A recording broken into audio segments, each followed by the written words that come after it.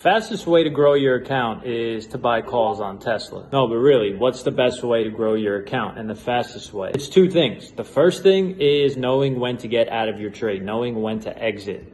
And that means when are you going to take profits? When are you going to cut your losses when you're wrong? Because you're not always going to be right. Just face it. And the second thing is knowing when to not trade, knowing when not to trade. And that's the hard part. That's when a lot of traders mess up because they think they always have to be in a trade in order to make money. And that's just not the case. Making money is easy, yeah, but keeping it is the hard part. And that's where traders just blow up because they make money, P&L looks good, and then they'll lose it. P&L's back down to where you started, and then it's like a whole roller coaster. So you got to learn when not to trade. That's going to save you a lot of money. So the most important part of trading is knowing when not to trade. That's absolutely crucial, and that's what you need to learn. Because think about it. How many times have you had a bad week or a bad day and you just wish you were still on cash? As a trader, you have one job, and it's not look at the 5-minute candles all day long. It's not being right on every single trade. It's not, predicting what's going to happen next or when Elon or Donald Trump are going to send out a tweet. No, you have one job, and that's to keep your losses tight, all right? So you got to think like a market maker and not an amateur who just, wants to do his analysis or her analysis and just always be right. You got to think like a market maker. If market makers are losing money, they are going to cut the trade out. They're just going to move on to the next. So your only job as a trader is literally just to keep your losses tight, and that's it. If you're losing on a trade, that means you're wrong. Cut it, move on. There's going to be more opportunities. Now drop a comment under this post. I'm going to pick 3 people to get access to my private Discord channel. For all the new traders, especially the new Robin Hooders, don't expect to have it all figured out after your first year of trading, okay? It's just not going to happen. That's not the reality. There's a lot of shit you got to learn. And the first year is going to be very exciting, very frustrating, until you start figuring things out. It takes time to even build confidence in taking your own setups. So don't expect everything to click after the first year. If you're already in your first year and still hasn't clicked, that's fine. Just keep fucking going. Keep figuring it out, and you'll get through it, just as long as you don't give up. But yeah, for the people that think they have it all figured out in the first year, you're full of shit, and you don't, because there's a lot more you gotta learn. So yeah, just wanted to make this quick little clip, because I see a lot of new people getting into trading, especially the Robin Hooders that are propping up the airlines right now. But yeah, don't expect to have it all figured out after your first year. And even if you're not profitable after your first year, that's fine. Just keep going. Just keep diving into, whatever you're struggling with. Double down on that and figure it out. You'll figure it out. I'm sure you will.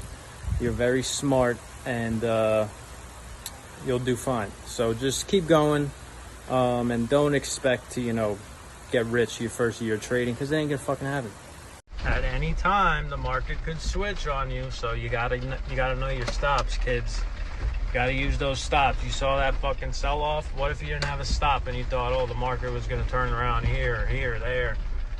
It would have been bag holding. Bag holding, if you don't know what that means you're holding a losing position for much longer than you fucking need to. Use the stops. You don't even have to use a hard stop. Just know in your head where you're gonna cut the damn trade off, and you'll be fine. You won't get caught bag holding, and you won't lose a lot of money. Just keep those losses tight, and you could take losses here and there. You're not gonna be right every single time. Let's be real. But I've been doing this for years. I'm only 23 years old, and I've went through every bad thing you could ever do with trading. So I'm here to help. I want to help people, and I put together a free Discord. So if you want it, DM me. If I knew this one thing a little sooner, I'd probably be making more money right now. And it's pretty simple. My mentor told me this a while ago, and it actually took a while for me to figure it out. and it was pretty simple. It's if you sat on your hands a little more, you would make a lot more money. So what did I do? I got in my chair, sat on my hands. I was like, hey, I ain't making money. What's going on here? Just kidding. But actually, jokes aside, if you sat on your hands and waited, even let's say half the time, you just sat on your hands waiting, stalking opportunities, you would make a lot more money because you're just focusing on better setups. If the market's rangy and just bouncing in a chopped zone, then there's going to be less trades. You're probably going to chase trades, and you're probably not going to make as much money as you would if you waited for the right setup, waited for that trend day, and took the trade then.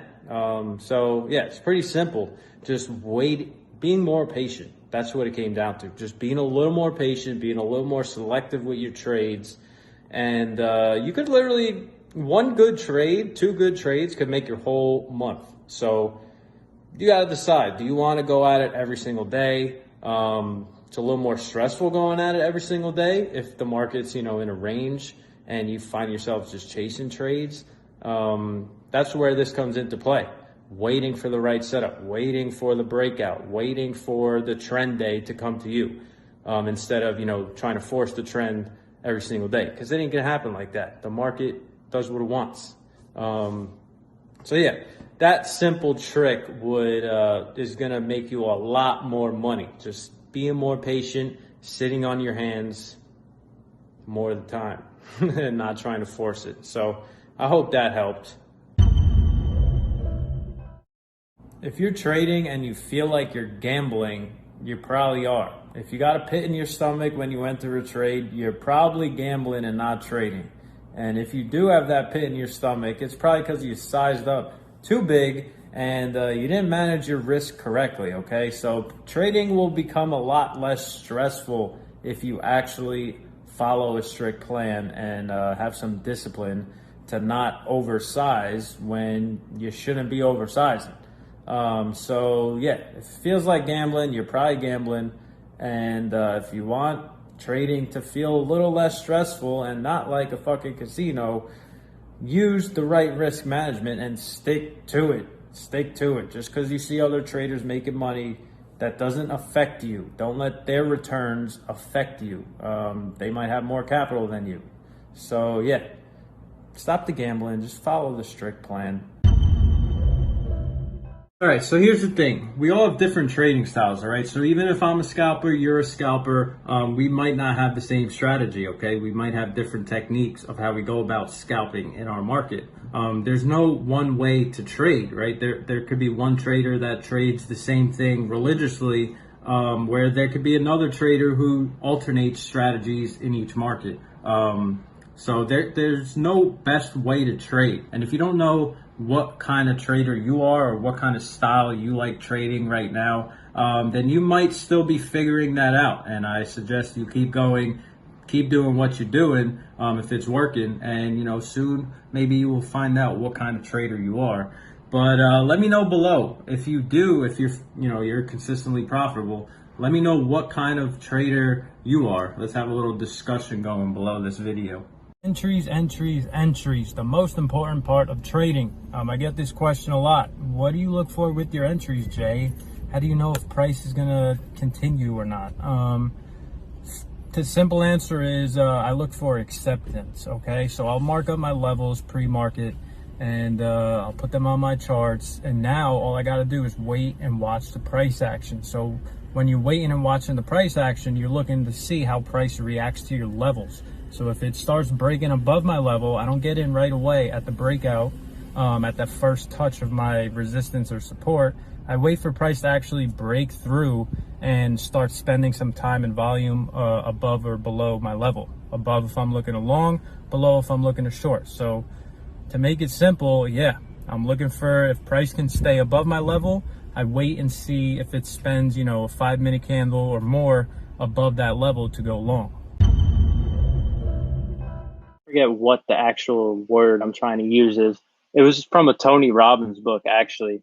He said, link pain with your bad habits. So if you have a bad habit, like chasing trades or not being patient to wait for your trade, then link link pain with the bad habit. So link losing money to chasing trades and not being patient. That's what you got to do.